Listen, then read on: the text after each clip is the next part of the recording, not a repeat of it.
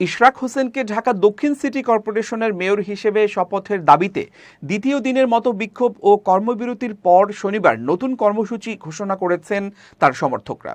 বৃহস্পতিবার বিক্ষোভকারীদের পক্ষে সাবেক সচিব মশিউর রহমান এ ঘোষণা দেন। কর্মসূচি ঘোষণা দিয়ে মশিউর রহমান বলেন, আগামী শনিবার আমরা শান্তিপূর্ণভাবে নগর ভবনে অবস্থান নেব। সেখান থেকে আমরা প্রেস ক্লাব যাব, প্রেস ক্লাব হয়ে সচিবালয় হয়ে পুনরায় আবার নগর ভবনে আসব। ইশরাককে মেয়র দায়িত্ব বুঝিয়ে দিতে আজ বৃহস্পতিবার সকাল ৯টা থেকে দ্বিতীয় দিনের মতো কর্মসূচি পালন করছে তার সমর্থকরা। কর্মসূচির অংশ হিসেবে আজ তারা বিক্ষোভ ও কর্মবিরতি পালন করে। এতে নগর ভবনে সিটি কর্পোরেশনের সকল কাজ বন্ধ থাকে। ওদিকে নগর ভবনে প্রবেশ পথগুলো বন্ধ করে দিলে ওই ভবনে থাকা সরকারের স্থানীয় সরকার বিভাগের কার্যক্রম বন্ধ হয়ে যায়। তবে ওই বিভাগের কার্যক্রম পরিচালিত হয় সচিবালয় থেকে।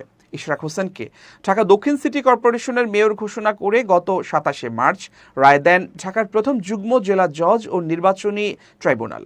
আদালতের রায়ের পরিপ্রেক্ষিতে তাকে ঢাকা দক্ষিণ সিটি কর্পোরেশনের মেয়র ঘোষণা করে গত ২৭শে এপ্রিল গেজেট প্রকাশ করে নির্বাচন কমিশন ইসি। ইশরাক প্রয়াত বিএনপি নেতা ও অবিভক্ত ঢাকা সিটি কর্পোরেশনের সাবেক মেয়র সাদেক হোসেন খোকার ছেলে।